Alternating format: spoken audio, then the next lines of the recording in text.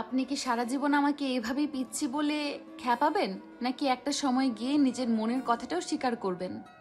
পিচ্চিকে পিচ্চি বলবো না তো কি বলবো? আর মনের কথা বলার জন্য তো মন থাকা লাগে। আমার কি আদৌ মন আছে বলে তোমার মনে হয়? মন না থাকলে প্রতিদিন বিকেলে আমাদের বাড়ির সামনে এসে শাফিন ভাইয়ের জন্য অপেক্ষা করার নাটকটা কেন করেন? আমি খুব ভালো করেই জানি আপনি আমাকে দেখতে আসেন। তোমার আত্মবিশ্বাস দেখে তো আমি অবাক হয়ে যাচ্ছি। শাফিন আমার বন্ধু, তাই ওর কাছে আসি। এখানে তোমাকে দেখার কোনো প্রশ্নই আসে না। আচ্ছা ঠিক আছে, তাহলে আজ থেকে শাফিন ভাই যখন বাড়িতে থাকবে না তখন আপনি আর আসবেন না।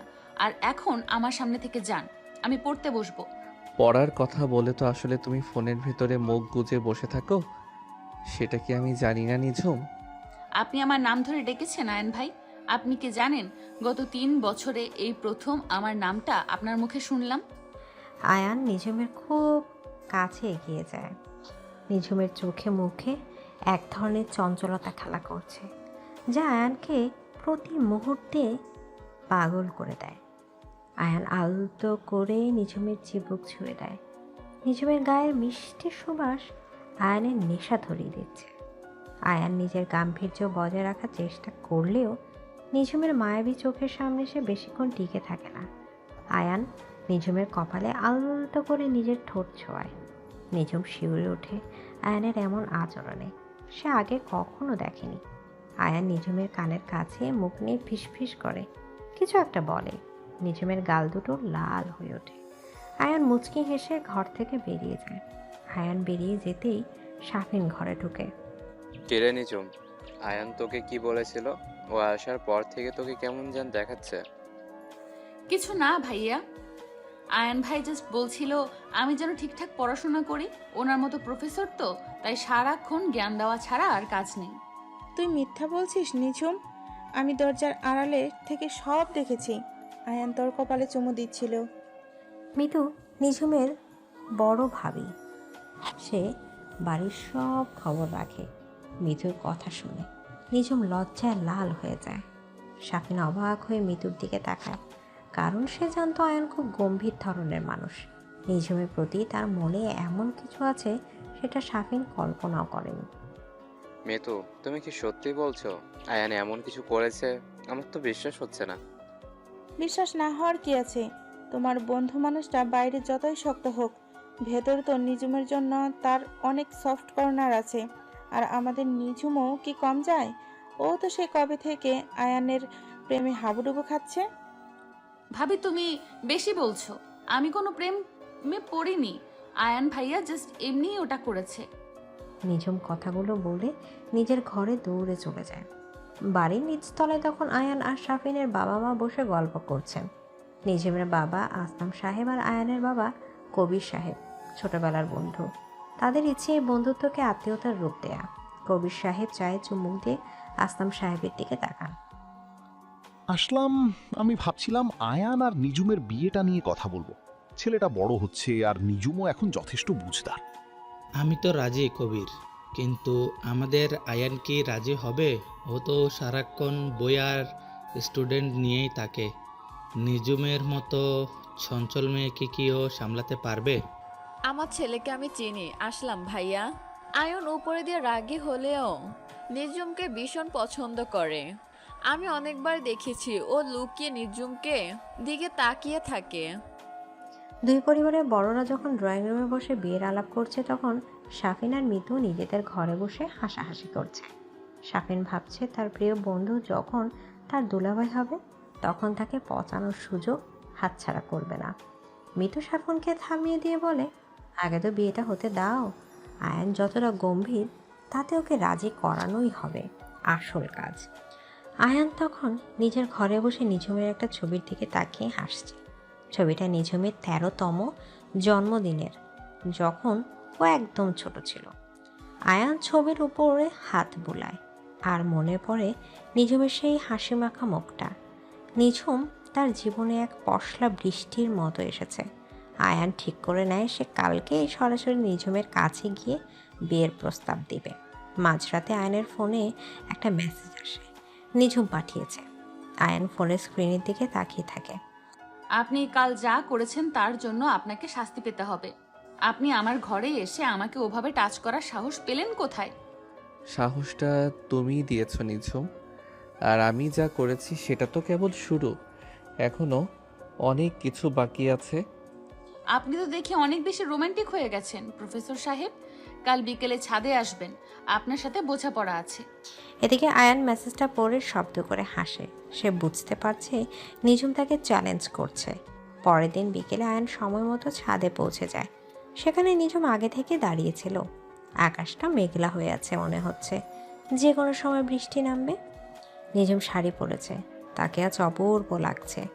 আয়ান মুগ্ধ হয়ে নিঝুমের দিকে তাকিয়ে থাকে। নিঝুম আয়ানকে দেখে মুখ ঘুরিয়ে নেয়।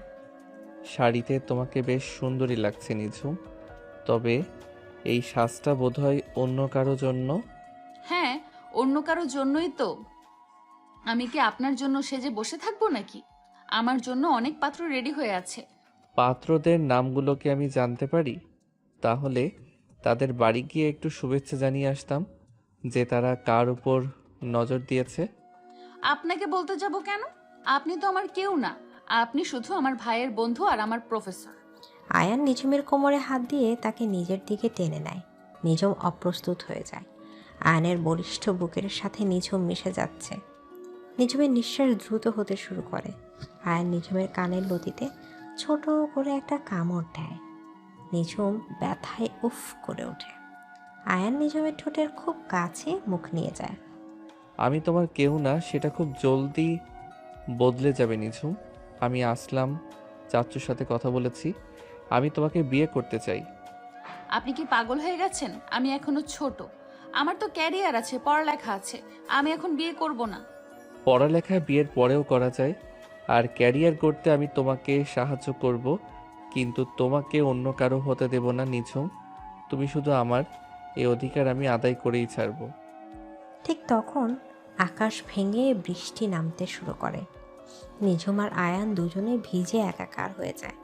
নিঝুম আয়ানের বুক থেকে সরে যাওয়ার চেষ্টা করে, কিন্তু আয়ান তাকে আরও শক্ত করে জড়িয়ে ধরে। বৃষ্টির ঝাপটায় নিঝুমের চোখের কাজল লেপ্টে আছে। আয়ান পরম মমতায় নিঝুমের ঠোঁটে নিজের ঠোঁট ডুবিয়ে দেয়। এক দীর্ঘ চুম্বনে তারা একে অপরের মধ্যে হারিয়ে যায়। বৃষ্টির শব্দে তাদের হৃদস্পন্দন চাপা পড়ে যায়। নিঝুম প্রথমে বাধা দিলেও পরে সে নিজেও আয়নের উপর নুয়ে পড়ে। নিঝুমের দুহাত আয়নের ঘাড় পেঁচিয়ে ধরে। মিতু ছাদের দরজার কাছে গিয়ে দাঁড়িয়ে ওই দৃশ্য দেখে মুচকি হাসে। সে জানতো আয়ান অ্যাকশন নিলে আর কেউ পিছু হটতে পারবে না। মিতু নিচে গিয়ে সবাইকে খবর দেয় যে ছাদে রোম্যান্স চলছে। সাফিন নিচে নামার জন্য পা বাড়ালেও মিতু তাকে টেনে ধরে রাখে। মিতু ছাড়ো তো, আমি গিয়ে দেখি আমার বোনটাকে ওই রাক্ষসটা কি করেছে।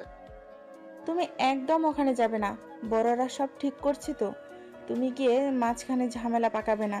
চলো আমরা নিচে গিয়ে মিষ্টি খাওয়ানোর প্রস্তুতি নেই।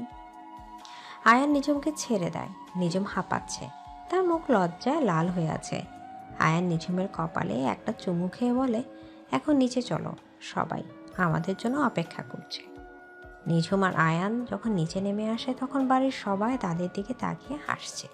নিঝুম লজ্জায় নিজের মায়ের পেছনে গিয়ে লুকায়। আয়ান সোজা গিয়ে সাফিনের পাশে দাঁড়ায়।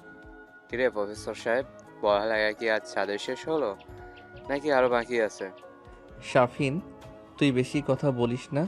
তোর বোনের সাথে আমার বোঝা পড়া হয়ে গেছে, এখন জাস্ট কাজী ডাকার অপেক্ষা।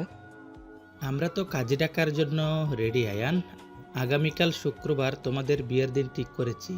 কি বলিস কবির? একদম ঠিক কথা। দুই পরিবার একসাথে হবে, এর চেয়ে আনন্দের আর কি হতে পারে? নিঝুম আড়াল থেকে সব শুনছিল। তার মনে হচ্ছে সে কোনো স্বপ্ন দেখছে। আয়ান ভাইকে সে সারা জীবন ভয় পেত এবং শ্রদ্ধা করত, সেই মানুষটা আজ তার স্বামী হতে যাচ্ছে। নিঝুমের বান্ধবী টিয়া আর শাইনি তখনই ঘরে ঢোকে। তারা খবর পেয়েছে নিঝুমের বিয়ে ঠিক হয়েছে। কি রে নিঝুম, তুই তো দেখি বাজিমাত করে দিলি। এমন হ্যান্ডসাম প্রফেসরকে পটিয়ে ফেললি কিভাবে? আমাদেরও টিপস দে। আর বলিস না, নিঝুম তো ছোটবেলা থেকেই অয়ন ভাইয়ের জন্য পাগল ছিল। এখন তো ওনার ঘরণী হবে ভাবতেই আমার হিংসে হচ্ছে। তোরা চুপ করবি? আমি কাউকে পটাইনি। আয়ান ভাই নিজেই আমার পেছনে লেগেছিল, আর এখন তো জোর করে বিয়ে করছে। নিঝুমের কথা শুনে সবাই হেসে ওঠে। আয়ান দূর থেকে নিঝুমের দিকে তাকিয়ে থাকে। তার চোখে এখন কেবল নিঝুমের জন্য অগাধ ভালোবাসা আর পাওয়া তৃপ্তি।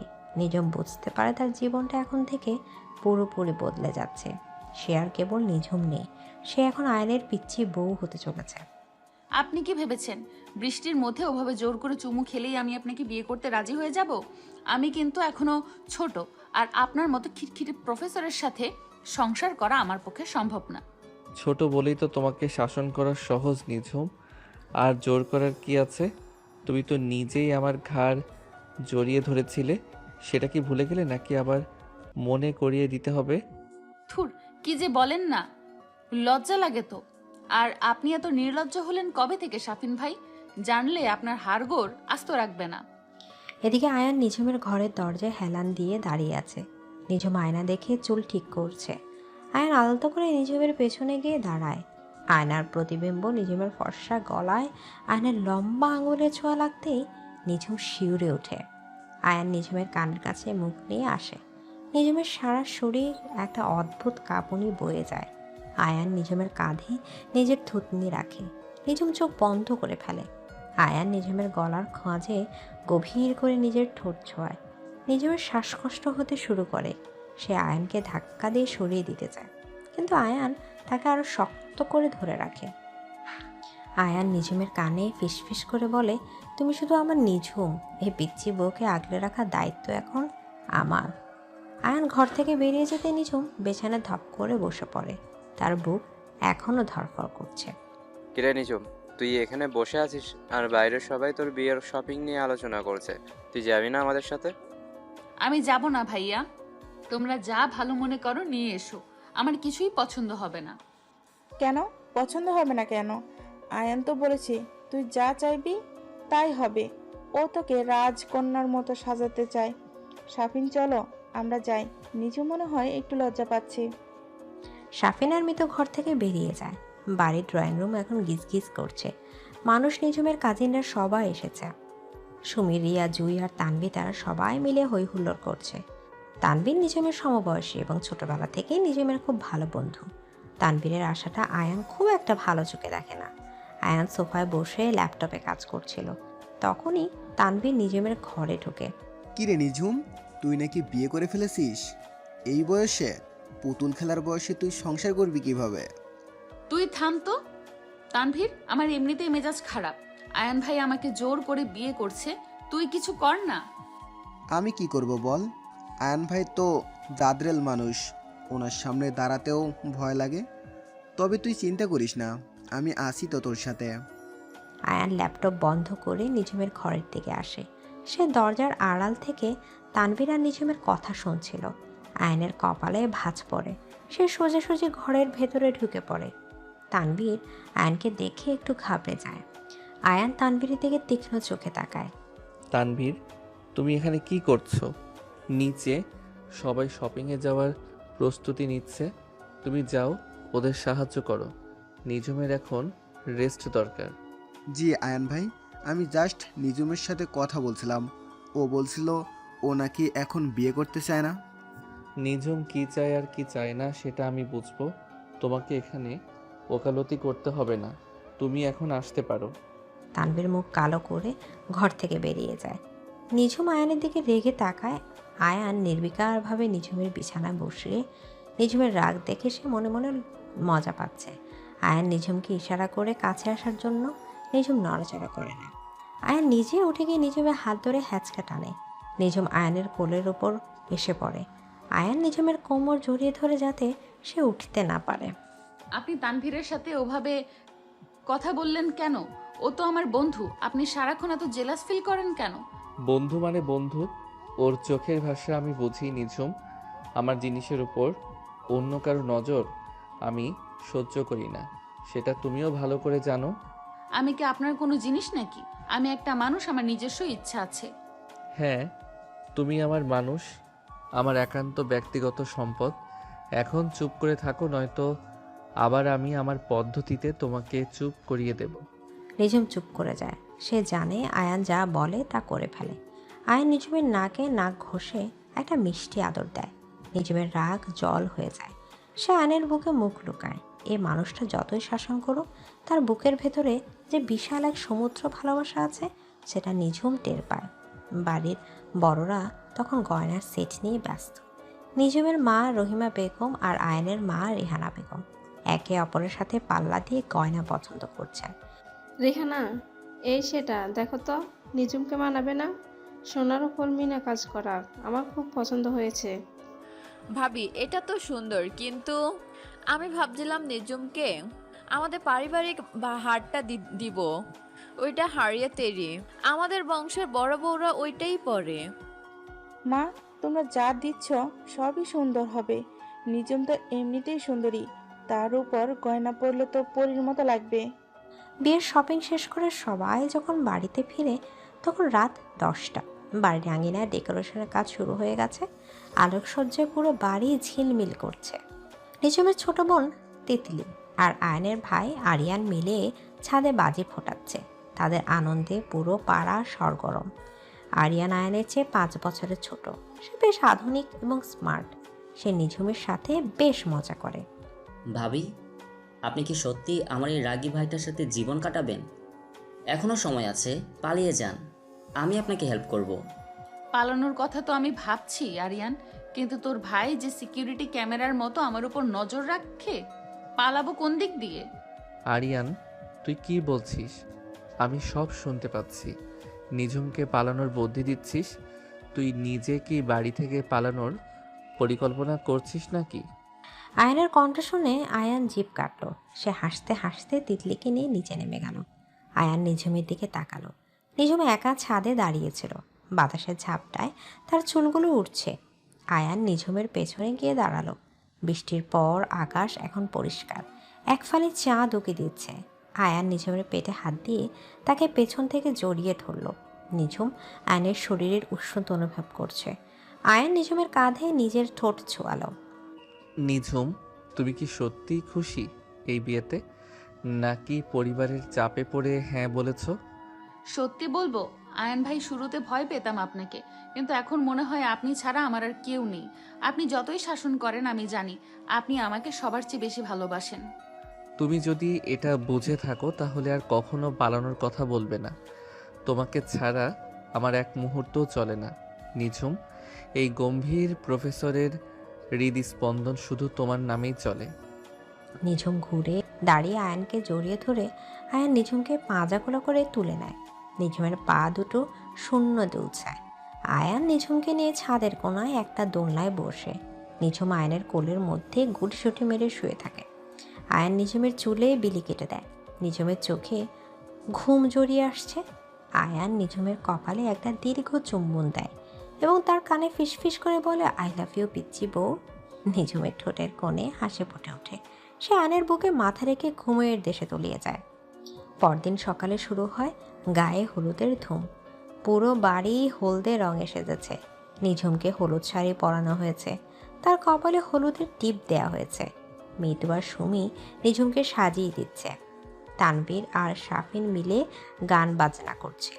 আয়নকে আলাদা করে হলুদ দেয়া হচ্ছে। আয়নের বন্ধুরা সবাই মিলে তাকে হলুদ দিয়ে ভূত বানিয়ে ছেড়েছে। আয়ান হাসছে। আজ তার মুখে কোনো গাম্ভীর্য নেই। নিজুম দেখ, আয়ানকে কি কিউট লাগছে। আজ ওর গায়ের রং হলুদে আরো উজ্জ্বল হয়ে গেছে। ভাবি, আমার তো লজ্জা লাগছে। সবাই ওভাবে তাকিয়ে আছে কেন? আর আয়ান ভাই তো আমার দিকে সারাক্ষণ তাকিয়ে আছে। ওনার কি লজ্জা নেই? প্রেমে পড়লে লজ্জা বেশ সব উদয় হয়ে যায় রে নিজুম। তুই শুধু দেখ তোর বর তোকে কিভাবে আগলে রাখে। আয়ান হলুদের মঞ্চে বসে নিঝুমের দিকে অপলক দৃষ্টিতে তাকিয়ে আছে। নিঝুমের হলুদ মাখা মুখটা তাকে আরো বেশি মোহময়ী করে তুলেছে। আয়ান মনে মনে ভাবছে, কখন এই অনুষ্ঠান শেষ হবে আর কখন সে নিঝুমকে নিজের করে পাবে। শাফিন আয়নের কাঁধে হাত রাখে। কিরে দোস্ত, বেশি অ্যাক্সিডেন্ট হয়ে যাচ্ছিস মনে হয়। বিয়ের পর তো সারা জীবন একসাথেই থাকবি, এখন একটু ধৈর্য ধর। ধৈর্য তো অনেক ধরেছি শাফিন, এই পিচ্চিটাকে বড় হতে দেখার জন্য। আমি যে কত বছর অপেক্ষা করেছি সেটা শুধু আমিই জানি। এখন আর তর সইছে না। এদিকে হলুদের অনুষ্ঠান শেষ হতে হতে রাত হয়ে যায়। নিঝুম তার ঘরে বসে আছে। তার সারা শরীরে হলুদের ঘ্রাণ। মৃদু নিঝুমকে স্নান করতে পাঠিয়ে দিয়ে নিঝুম স্নান সেরে বেরোতেই দেখে তার বিছানায় একটা লাল শাড়ি রাখা আছে, সাথে একটা চিরকুট। নিঝুম চিরকুটটা খোলে, সেখানে লেখা আছে, এই শাড়িটা আমি তোমার জন্য কিনেছি। কাল বিয়ের পর তুমি শুধু এটাই পরবে। আমি তোমাকে লাল রঙে দেখতে চাই, তোমার আয়ান। নিঝুম শাড়িটা হাতে নিয়ে দেখে এটা একটা জর্জেট শাড়ি, যার উপর পাথরের কাজ করা। নিঝুম শাড়িটা নিজের গায়ে জড়িয়ে আয়নার সামনে দাঁড়ায়। সে কল্পনা করে আয়নের সাথে তার নতুন জীবন কেমন হবে, বিয়ের রাতটা কেমন হবে। এই সব ভেবে নিঝুমের গাল আবার লাল হয়ে ওঠে। তখনই তিতলি ঘরে ঢুকে। আপু, আয়ান ভাই ফোন করেছিল, বলেছিল তুমি নাকি ওনার মেসেজের রিপ্লাই দিচ্ছ না। ওনার কি এতই তাড়া? তুই যা তো এখান থেকে তিতলি, ছোট মানুষ, ছোটদের মতো থাকবি, বড়দের কথায় আসবি না। তিতলি হাসতে হাসতে বেরিয়ে যায়। নিঝুম ফোন হাতে নেয়। আয়নের 10টা মিসড কল আর 20টা মেসেজ নিঝুম ফোন করে আয়ানকে। ফোন ধরছিলে না কেন? নিঝুম কি করছিলে? শাড়িটা দেখেছো? পছন্দ হয়েছে তোমার? হ্যাঁ দেখেছি, অনেক সুন্দর হয়েছে, কিন্তু আপনি এত মেসেজ করছেন কেন? সবাই আমাকে নিয়ে হাসাহাসি করছে। হাসাহাসি করলে করুক, আমার তাতে কি? আমি তো আমার হবু বউকে ফোন করছি। কালকের পর তো আর কেউ হাসতে পারবে না, তখন তুমি শুধুই আমার। আপনি না অনেক বেশি কথা বলেন। আচ্ছা কাল তো বিয়ে হবে, আপনি কি আমাকে ছেড়ে দেবেন না তো?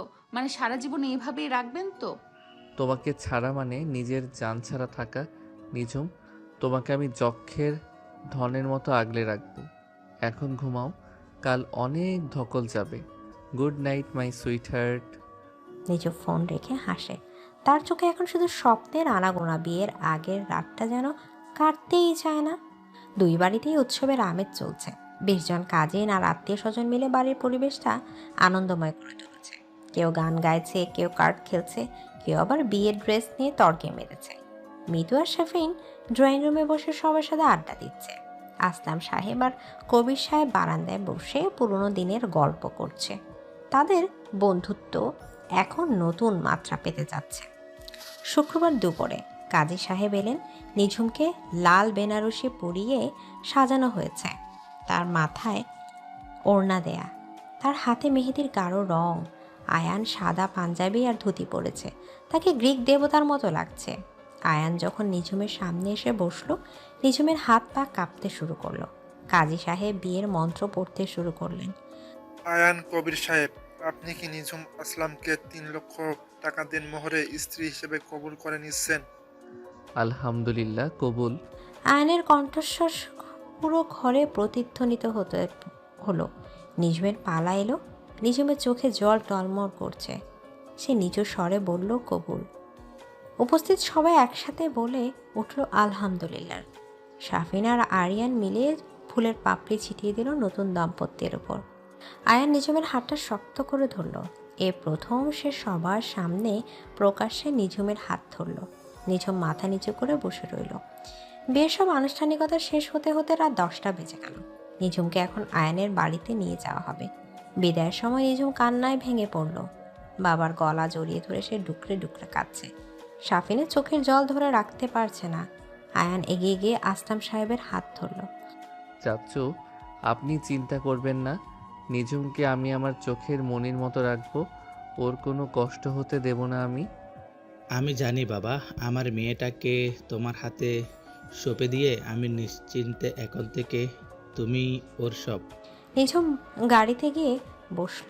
আয়ান তার পাশে বসলো। গাড়ি চলতে শুরু করলো। নিঝুম জানালার দিকে তাকিয়ে কাঁদছে। আয়ান নিঝুমের মাথাটা নিজের কাঁধে টেনে নিল। নিঝুম আয়নের বুকে মুখ লুকিয়ে কাঁদতে লাগলো। আয়ান নিঝুমের মাথায় হাত বুলিয়ে তাকে সান্ত্বনা দিচ্ছে। শহর ছাড়িয়ে গাড়ি যখন আয়ানদের বাড়ির গেটে পৌঁছালো, তখন নিঝুমের কান্না একটু কমেছে। রেহানা বেগম বরণ ডালা নিয়ে গেটে দাঁড়িয়ে আছেন নতুন বউ বরণের জন্য। আরিয়ান আর তিতলি মিলে গেট ধরেছে। তারা টাকা ছাড়া গাড়ি ছাড়বে না। আয়ান বিরক্ত হলেও হাসি মুখে মানি ব্যাগ বের করলো এবং তাদের পাওনা মিটিয়ে দিল। আরিয়ান খুশিতে নাচতে লাগলো। রেহানা বেগম নিঝুমের কপালে চুমু খেয়ে তাকে ঘরে তুললেন। নিঝুমের জন্য সাজানো হয়েছে বাসর ঘর। সে তো চন্দন আর গোলাপের সুবাসে ঘরটা মোমো করছে। নিঝুম বিছানার এক কোনায় গুটি মুটি মেরে বসে আছে। তার বুক দুরু দুরু কাঁপছে। আয়ান ঘরে ঢুকলো এবং দরজাটা ভেতর থেকে লক করে দিল। নিঝুমের সারা শরীর থরথর করে কাঁপছে। আয়ান ধীরে ধীরে নিঝুমের দিকে এগিয়ে আসছে। নিঝুমের ঘোমটা টেনে তুলে আয়ান তার মুখের দিকে তাকালো। নিঝুমের ভেজা চোখ আর লাল ঠোঁট দেখে আয়নের হৃৎপিণ্ড একটা স্পন্দন বেরিয়ে এলো গেল। আয়ান নিঝুমের খুব কাছে বসে তার হাত দুটো নিজের হাতের মুঠোয় নিল। আয়ান নিঝুমের চোখের জল মুছে দিল। অনেক তো কেঁদেছ নিঝুম, এখন একটু হাসো। আজ থেকে তুমি আমার সরকারি বউ। এখন থেকে আর কেউ আমাদের মাঝখানে আসতে পারবে না। আপনি কি আমাকে মারবেন? মানে আপনি তো অনেক রাগী, আপনি কি আমাকে মাঝে মধ্যে বকবেন? তোমাকে মারবো না, কিন্তু ভালোবেসে পাগল করে দেব, সেটা নিশ্চিত। আর বকাবকি তো হবেই যখন তুমি কথা শুনবে না। এখন বলো, আমার উপহার কোথায়? কিসের উপহার? আমি তো কিছুই আনিনি আপনার জন্য। আয়ান মুচকি হাসলো। সে নিঝুমের কোমর জড়িয়ে ধরে তাকে নিজের গায়ের সাথে মিশিয়ে নিল। আয়ান নিঝুমের ঘাড়ে নিজের নাক ঘষল। নিঝুমের গরম নিঃশ্বাস আয়নের শরীরে আগুন জ্বালিয়ে দিচ্ছে। আয়ান নিঝুমের ঠোঁটে নিজের ঠোঁট রাখল। এ রাতটা তাদের জন্য এক নতুন জীবনের সূচনা, যেখানে শাসন নেই, শুধু ভালোবাসা আর একে অপরকে পাওয়ার গভীর নেশা। নিঝুমও নিজেকে সঁপে দিল আয়নের শক্তিশালী বাহুবন্ধনে। কি হলো, ওভাবে পুতুলের মতো বসে আছো কেন?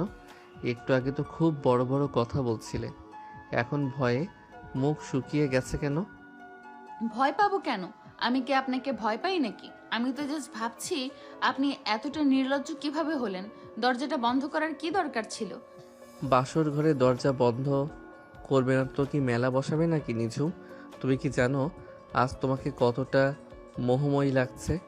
এই লাল বেনারসিতে তোমাকে একদম আমার স্বপ্নের রাজকন্যার মতো লাগছে। এদিকে আয়ান নিঝুমের খুব কাছে সরে আসে। নিঝুমের গলার হাড়ের ওপর আয়ানের তপ্ত নিঃশ্বাস আছড়ে পড়ছে। নিঝুম চোখ বন্ধ করে শক্ত হয়ে বসে থাকে। আয়ান নিঝুমের কানের লতি কামড়ে ধরে। নিঝুম একটা ছোট চিৎকার দিয়ে আয়ানের বুক ঠেলে সরিয়ে দিতে চায়, কিন্তু আয়ান তাকে আরও শক্ত করে জড়িয়ে ধরে। আয়ান নিঝুমের শাড়ির আঁচলটা কাঁধে থেকে সরিয়ে দেয়। নিঝুমের ফর্সা পিঠ এখন আয়ানের সামনে উন্মুক্ত। আয়ান নিঝুমের পিঠে নিজের ঠোঁট ছোঁয়ায়। নিঝুমের সারা শরীরে বিদ্যুৎ খেলে যায়। সে আয়ানের পাঞ্জাবি খামছে ধরে। আয়ান নিঝুমকে পাঁজা কোলে করে তুলে নেয় এবং বিছানার মাঝখানে শুয়ে দেয়। আয়ান নিজেও নিঝুমের উপর ঝুঁকে পড়ে। নিঝুমের ঠোঁটে নিজের ঠোঁট ডুবিয়ে দেয়। এক গভীর তৃষ্ণায় নিঝুমের হাত দুটো আয়ানের চুলে বিলি কাটে। তারা দুজনেই একে অপরের শরীরের উষ্ণতায় মিশে যায়।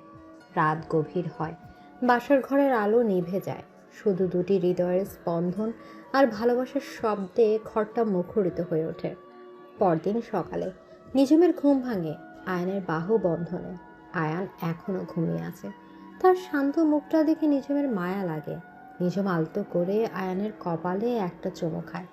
আয়ান চোখ মেলে তাকায় এবং নিঝুমকে আরও জোরে চেপে ধরে।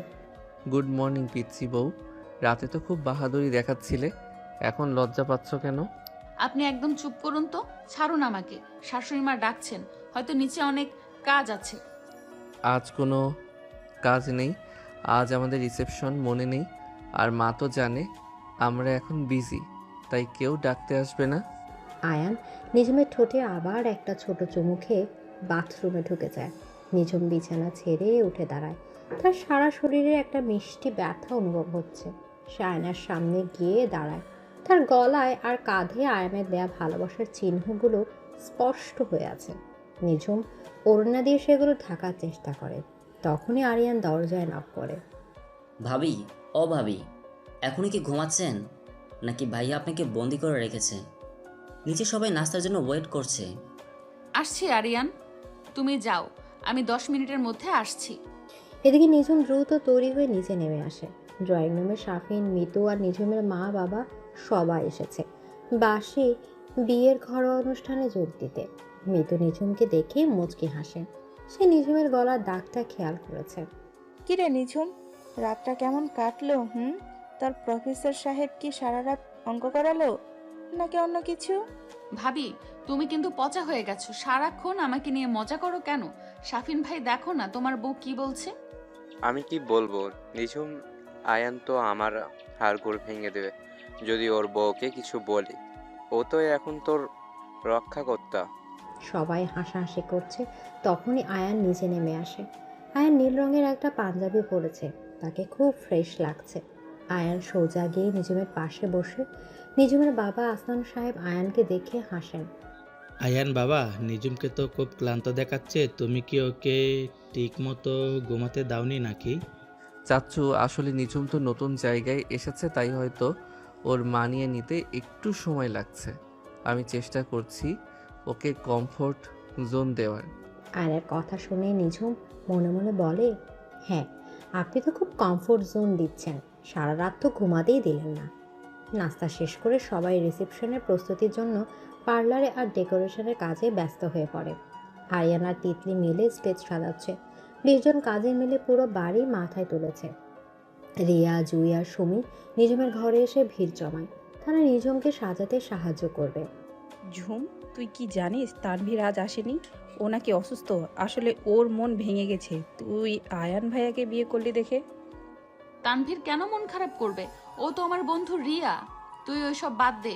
এখন দেখ তো এই নীল লেহেঙ্গাটা আমাকে মানাবে কিনা। আয়ান ভাই নীল পছন্দ করেন। মানবে মানে ফাটিয়ে দিবি তুই। এমনিতে তুই অনেক কিউট, আর আজ তো তোর স্পেশাল ডে। সন্ধ্যাবেলা রিসেপশন শুরু হয়। নীল রঙের লেহেঙ্গা আর হীরের গয়নায় নিঝুমকে অপার্থিব সুন্দরী লাগছে। আয়ান কালো স্যুট পরেছে। স্টেজে তারা যখন পাশাপাশি বসলো, সবাই মুগ্ধ হয়ে তাকিয়ে রইল। আয়ান নিঝুমের কানের কাছে মুখ নিয়ে আসে। নিঝুম, আমি কি তোমাকে খেয়ে ফেলবো নাকি? আজ তোমাকে এত সুন্দর কেন লাগছে? আমি তো স্টেজেই তোমাকে আদর করতে ইচ্ছে করছে। আপনি একদম ওসব করবেন না। এখানে সবাই তাকিয়ে আছে আর আপনি তো ডিস্টার্ব করতে ওস্তাদ। ডিস্টার্ব না, ওটাকে ভালোবাসা বলে জানো। আচ্ছা, কাল তো আমরা হানিমুনে যাচ্ছি, প্যাকিং করেছো? কোথায় যাচ্ছি আমরা? আপনি তো বললেন না আমাকে। আয়ান মুচকি হেসে বলে, সেটা সারপ্রাইজ নিঝুম। অনুষ্ঠান শেষ হতে হতে রাত 1টা বেজে যায়। অতিথিরা চলে যাওয়ার পর আয়ান আর নিঝুম তাদের ঘরে ফিরে আসে। নিঝুম খুব ক্লান্ত, সে মেকআপ তুলতে পারছিল না। আয়ান নিজেই নিঝুমের পেছনে দাঁড়িয়ে লেহেঙ্গার চেনটা খুলে দেয়। নিঝুম থমকে দাঁড়ায়। আয়ান নিঝুমের পিঠে আবার নিজের ওষ্ঠজোড়া চেপে ধরে। নিঝুমের ক্লান্তি এক নিমিষে উধাও হয়ে যায়। আয়ান নিঝুমকে ঘুরিয়ে নিজের বুকের সাথে মিশিয়ে নেয়। নিঝুম, কাল থেকে আমরা শুধু নিজেদের সময় দেব, কেউ ডিস্টার্ব করবে না। আমি তোমাকে সারাক্ষণ নিজের কাছে আগলে রাখবো। আপনি না সত্যি একটা পাগল। আচ্ছা আয়ান ভাই, আপনি কি আমাকে সত্যিই কোনোদিন ছেড়ে দেবেন না তো? আমি যদি মরেও যাই, তাও আমার আত্মা তোমার চারপাশেই ঘুরঘুর করবে নিঝুম। তোমাকে ছাড়া আমার অস্তিত্ব নেই। নিঝুম আয়নের মুখ চেপে ধরে এবং তাকে জড়িয়ে ধরে। তারা দুজনেই সেই রাতে আবার একাকার হয়ে যায়। পরদিন সকালে তারা এয়ারপোর্টের উদ্দেশ্যে রওনা দেয়। সাফিনার মৃত্যু তাদের বিদায় জানাতে আসে। আরিয়ান আর তিতলি বায়না ধরেছিল সাথে যাবে, কিন্তু আয়ান তাদের কড়া ধমক দিয়ে থামিয়ে দেয়। গাড়ি যখন এয়ারপোর্টে পৌঁছালো, নিঝুম দেখলো তার মালদ্বীপ যাচ্ছে। নিঝুম খুশিতে আয়ানকে জড়িয়ে ধরে সবার সামনেই। আয়ানও নিঝুমকে কোলে তুলে নেয়। নিঝুমের আনন্দ দেখে আয়ানের মন ভরে যায়। প্লেনে উঠে নিঝুম জানালার পাশে বসে। আয়ান তার হাতটা শক্ত করে ধরে রাখে। মেঘের উপর দিয়ে প্লেন উঠছে। নিঝুমের মনে হচ্ছে সে কোনো রূপকথার রাজ্যে যাচ্ছে। মালদ্বীপ পৌঁছে তারা একটা ওয়াটার বিলাতে উঠে। চারিদিকে নীল জলরাশি আর মাঝখানে তাদের রোমান্টিক আস্তানা। নিঝুম দৌড়ে গিয়ে বারান্দায় দাঁড়ায়। আয়ান নিঝুমের পেছনে এসে দাঁড়ায় এবং তাকে পেছন থেকে জড়িয়ে ধরে। নিঝুমের ঘাড়ের উপর আয়ানের গরম নিঃশ্বাস পড়ছে। আয়ান নিঝুমের কান কামড়ে দেয়। নিঝুম হেসে ওঠে। ছাড়ুন না আয়ান ভাই, এখন তো অন্তত একটু শান্ত হন। চারপাশটা দেখুন কত সুন্দর। চারপাশ দেখার চেয়ে তোমাকে দেখা অনেক বেশি ইম্পর্টেন্ট নিঝুম। চলো আমরা ডিনার শেষ করি, তারপর আমাদের আসল হানিমুন শুরু হবে। রাতে ক্যান্ডেল লাইট ডিনারের ব্যবস্থা করা হয়েছিল। সমুদ্রের পাড়ে আয়ান আর নিঝুম মুখোমুখি বসে ডিনার করছে। মৃদু বাতাস বইছে, নিঝুমের চুলগুলো উড়ছে। আয়ান নিঝুমের হাতে হাত রেখে বলে, আই প্রমিস নিঝুম, আমি তোমাকে সারা জীবন এভাবে সুখে রাখবো। ডিনার শেষে তারা রুমে ফিরে আসে। ঘরটা সুন্দর করে সাজানো। আয়ান নিঝুমকে কোলে করে বিছানায় নিয়ে যায়। আপনি কি সারাক্ষণ আমাকে কোলেই রাখবেন নাকি? আমি কি হাঁটতে পারি না? আমার বউকে আমি কোলে রাখবো, তাতে তোমার কি? আর এখন তো হাঁটার দরকার নেই, এখন শুধু ওড়ার সময়। আয়ান নিঝুমের উপর ঝাঁপিয়ে পড়ে। তাদের মিলন আর ভালোবাসার মধ্য দিয়ে হানিমুনের প্রথম রাতটা স্মরণীয় হয়ে থাকে। নিঝুম বুঝতে পারে আয়ান যতটা কঠোর ততটাই সে কোমল। যখন সে ভালোবাসে নিঝুম নিজেকে ধন্য মনে করে এমন একজন জীবনসঙ্গী পেয়ে। পরদিন সকালে তারা সমুদ্রের পানিতে জল কেলি করে। নিঝুম সাঁতার জানে না, তাই সে আয়নকে আঁকড়ে ধরে থাকে। আয়ান নিঝুমকে পানির নিচে নিয়ে গিয়ে গভীর চুম্বনে আবদ্ধ করে। নিঝুমের দম বন্ধ হয়ে আসে, কিন্তু সে আয়নকে ছাড়তে চায় না। তাদের এই খুনসুটি আর ভালোবাসা চলতে থাকে সারাদিন। বিকেলে তারা বিচে বসে। সূর্যাস্ত দেখে নিঝুম আয়নের কাঁধে মাথা রেখে বলে, জীবনটা যদি এখানেই থেমে যেত আয়ান ভাই। জীবন থামবে না নিঝুম, জীবন তো কেবল শুরু হলো। আমাদের সামনে অনেক সুন্দর পথ বাকি আছে, যেখানে আমরা দুজনে হাত ধরে হাঁটবো। তাদের হানিমুন শেষ করে যখন তারা দেশে ফেরে তখন বাড়িতে সবাই তাদের বরণ করে নেয়। আরিয়ান নিঝুমের কাছে অনেক গিফট চায়। নিঝুম আরিয়ানকে ওর পছন্দের সব জিনিস দেয়। মৃত নিঝুমকে আলাদা ঘরে নিয়ে যায়। কি খবর? হানিমুন কেমন কাটলো? গুড নিউজ কিছু আছে নাকি? ভাবি, তুমি সবসময় একই কথা কেন বলো? মাত্রই তো বিয়ে হলো, এখনই গুড নিউজ কিভাবে আসবে? কেন আসবে না? আয়ান যেভাবে তোর পেছনে লেগে থাকে তাতে তো মনে হয় খুব জলদি আমি কাকিমা হতে পারবো। নিঝুম লজ্জায় পালিয়ে যায়। সে তার ঘরে গিয়ে দেখে আয়ান ল্যাপটপ নিয়ে বসে আছে। নিঝুম আয়নের কাছে যায় এবং তার ল্যাপটপ বন্ধ করে দেয়। কি হলো? কাজ করছি তো, ডিস্টার্ব করছো কেন পিচ্ছি? কাজ পরে হবে, আগে আমার সাথে কথা বলুন। আপনি কি সারা জীবনে এই ল্যাপটপ নিয়েই থাকবেন নাকি? আচ্ছা বাবা, আসো, কি বলবে বলো। আয়ান ভাই, আমি চাই আমাকে একটা ছোট্ট নিঝুম বা আয়ান আসুক আমাদের জীবনে। আপনি কি চান না? আমি তো চাই নিঝুম, কিন্তু তুমি তো এখনো ছোট। আমি চাইছিলাম তুমি তোমার পড়ালেখাটা আগে শেষ করো, তারপর আমরা ফ্যামিলি প্ল্যানিং করব। না, আমি চাই এখন থেকে আমাদের স্বপ্নগুলো ডানা মেলুক। আপনি সাথে থাকলে আমি সব সামলাতে পারবো। আয়ান নিঝুমের কপালে একটা গভীর চুম্বন দেয়। সে বুঝতে পারে নিঝুম এখন অনেক ম্যাচিওর হয়ে গেছে। আয়ান নিঝুমকে জড়িয়ে ধরে শুয়ে পড়ে। তাদের ভালোবাসার এই পথ চলা যেন কখনো শেষ না হয়। বিরজন কাজিন আর আত্মীয়দের কোলাহলে বাড়িটা সবসময় মুখরিত থাকে, কিন্তু আয়ান আর নিঝুমের ব্যক্তিগত পৃথিবীটা শুধু তাদেরই থাকে, যেখানে তারা একে অপরের রাজা আর রানী। গল্পের এই মোড়ে এসে মনে হয় সব ঠিক আছে, কিন্তু হঠাৎ করে আয়নের জীবনে একটা পুরো ঝড় ফিরে আসে। আয়নের এক্স গার্লফ্রেন্ড সেজুতি হঠাৎ করে দেশে ফেরে এবং আয়নের সাথে দেখা করতে চায়। সেজুতি এখনও আয়নকে ভালোবাসে এবং সে চায় আয়ন নিঝুমকে ছেড়ে তার কাছে ফিরে আসুক। সেজুতি যখন আয়নের অফিসে যায় আয়ন অবাক হয়ে যায়। সেজুতি আয়নকে জড়িয়ে ধরার চেষ্টা করে, কিন্তু আয়ন তাকে সরিয়ে দেয়। সেজুতি, তুমি এখানে কেন? আর এসব কি করছো? আমি এখন বিবাহিত, আমার স্ত্রী আছে। ওই পিচ্চি মেয়েটা তোমার স্ত্রী হতে পারে না আয়ান। তুমি শুধু আমার। আমি তোমাকে ফিরে পেতে এসেছি। আমি জানি তুমি আমাকে এখনো ভুলোনি। তুমি ভুল করছো সেজুতি। নিঝুম আমার জীবন, আমার সব। তুমি এখান থেকে যাও, নয়তো আমি সিকিউরিটি ডাকতে বাধ্য হব। এদিকে সেজুতি রেগে গিয়ে অফিস থেকে বেরিয়ে যায়, কিন্তু সে মনে মনে ঠিক করে সে নিঝুমের জীবন অতিষ্ঠ করে তুলবে। সেজুতি নিঝুমের ফোন নাম্বার জোগাড় করে এবং তাকে আজে বাজে মেসেজ পাঠাতে শুরু করে। নিঝুম এই মেসেজগুলো দেখে ভয় পেয়ে যায়। সে আয়ানকে কিছুই বলে না, কিন্তু মনে মনে কষ্ট পায়। আয়ান নিঝুমের পরিবর্তন খেয়াল করে, কিন্তু সে বুঝতে পারে না কী হয়েছে। এদিকে পরদিন নিঝুম যখন একা বাড়িতে ছিল, সেজুতি নিঝুমের সাথে দেখা করতে আসে। সেজুতি নিঝুমকে বলে যে আয়ান এখনও তাকে ভালোবাসে এবং নিঝুমকে সে শুধু দয়া করে বিয়ে করেছে। নিঝুমের মাথায় আকাশ ভেঙে পড়ে। সে বিশ্বাস করতে চায় না, কিন্তু সেজুতি কিছু এডিট করা ছবি দেখায়, যেখানে আয়ান আর সেজুতি খুব ক্লোজ অবস্থায় আছে। কি হয়েছে নিঝুম, কাঁদছো কেন? কেউ কি কিছু বলেছে তোমাকে? আপনি আমাকে ছেড়ে দিন আয়ান। আয়ান ভাই, আপনি তো সেজুতিকে ভালোবাসেন, আমাকে কেন মিথ্যা মায়ের জালে জড়ালেন? এই নিন আপনার স্মৃতি, আমি আর আপনার সাথে থাকবো না। এদিকে আয়ান নিঝুমের কথা শুনে স্তব্ধ হয়ে যায়। সে বুঝতে পারে সে পেছনে সেজুতির হাত আছে। আয়ান নিঝুমকে জড়িয়ে ধরে, কিন্তু নিঝুম তাকে ধাক্কা দিয়ে সরিয়ে দেয়। আয়ান নিঝুমের ফোনটা হাতে নেয় এবং সেজুতির মেসেজগুলো দেখে তার চোখে আগুন জ্বলে ওঠে। নিঝুম, তুমি কি আমাকে এতটাই কম চেনো যে এই সস্তা ছবি দেখে আমাকে ভুল বুঝছো? এই ছবিগুলো সব ফেক। আমি সেজুদিকে অনেক আগে আমার জীবন থেকে মুছে ফেলেছি। তুমি আমার বিশ্বাস নিঝুম, প্লিজ এমন করো না। নিঝুম আয়ানের চোখের দিকে তাকায়, সেখানে সত্য আর ভালোবাসা ছাড়া আর কিছুই নেই। নিঝুম আয়ানের বুকে ঝাঁপিয়ে পড়ে এবং ক্ষমা চায়।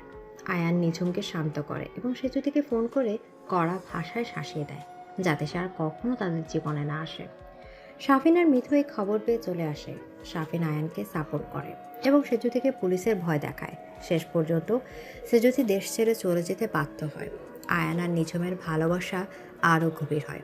তারা বুঝতে পারে আর বিশ্বাসী হলো সম্পর্কের মূল ভিত্তি। আয়ান ভাই, আপনি কি আমাকে কখনো ছেড়ে যাবেন না তো? প্রমিস করুন। মরার আগ পর্যন্ত আমি তোমার হাত ছাড়বো না নিঝুম। তুমি আমার পিচ্চি বউ আর আমি তোমার খিটখিটে প্রফেসর। এভাবে আমাদের জীবনটা কেটে যাবে।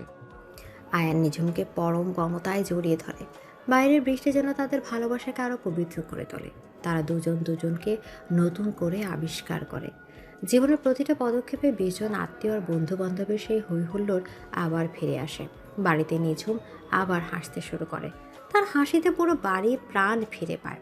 আয়ান তার প্রিয়াকে ফিরে পেয়ে খুশি, আর এভাবে তাদের ছোট সুন্দর পৃথিবীটা স্বর্গের সুখের স্বর্গে পরিণত হয়। আয়ান ভাই, আপনি কি আজকেও অফিসে যাবেন? আমি বলেছি না আজ আমার সাথে সারা দিন কাটাতে হবে। আপনি তো প্রমিস করেছিলেন আজ ছুটি নেবেন। আরে বাবা, জরুরি একটা মিটিং আছে তো তুমি বুঝছো না কেন? আমি মিটিং শেষ করে চলে আসবো, প্রমিস করছি। আর 2 ঘন্টা মাত্র। 2 ঘন্টা মনে তো আপনার কাছে 2 দিন। আমি জানি আপনি ল্যাপটপ নিয়ে বসলে দুনিয়ার সব ভুলে যান, আমাকেও ভুলে যান। এদিকে নিঝুম রাগে গাল ফুলে বিছানা বসে থাকে। আয়ান ড্রেসিং টেবিলের সামনে দাঁড়িয়ে টাই ঠিক করছিল। সে আয়নায় নিঝুমের রাগে মুখটা দেখে মুচকি হাসে। আয়ান নিঝুমের সামনে এসে হাঁটু কেটে বসে। নিঝুম মুখ ঘুরিয়ে নেয়। আয়ান নিঝুমের 2 হাত নিজের হাতের মুঠোয় নেয় এবং আলতো করে চুমু খায়। নিঝুমের রাগ একটু কমলে সে এখনও গম্ভীর্য ধরে রাখার চেষ্টা করে। আয়ান নিঝুমের চিবুক ধরে নিজের দিকে ফেরায়। নিঝুমের কাজল মাখা চোখে জল টলমল করছে। আয়ান নিঝুমের চোখের পাতা চট করে নিজের ঠোঁট দিয়ে ছুঁয়ে দেয়। নিঝুম শিউরে ওঠে। আয়ান নিঝুমকে পাঁচাগোলা করে তুলে দেয় এবং তাকে বিছানায় শুয়ে দেয়। আয়ান নিঝুমের ওপর ঝুঁকে পড়ে। নিঝুমের গলার খাঁজে মুখ ঘষতে থাকে। নিঝুমের সুরসুরি লাগে। সে খিলখিল করে হেসে ওঠে। আয়ান নিঝুমের হাসির মাঝে নিজের ঠোঁট ডুবিয়ে দেয়। এক লম্বা গভীর চুম্বনে নিঝুমের সব রাগ জল হয়ে যায়। আয়ান নিঝুমের কানে ফিসফিস করে বলে, আমি আসছি খুব জলদি, তুমি তৈরি থেকো, বিকেলে আমরা বাইরে যাব। আয়ান ঘর থেকে বেরিয়ে যেতে নিঝুমের ঘরে মিতু আর আরিয়ান ঢোকে। তারা দুজনেই হাসছে, কারণ তারা দরজার আড়াল থেকে আয়ানের রোমান্স দেখছিল। নিঝুম তাদের দেখে লজ্জায় পালিশ দিয়ে মুখ ঢেকে ফেলে। ভাবি, ভাইয়া তো দেখি আপনাকে একদম পকেটে পুরো রাখতে চায়। আমাদের সামনে একটু কম প্রেম করলে হয় না? আমরা তো সিঙ্গেল, আমাদের কষ্ট হয় না? আর বলিস না আরিয়ান, তোর ভাই তো এখন পাল্টে গেছে।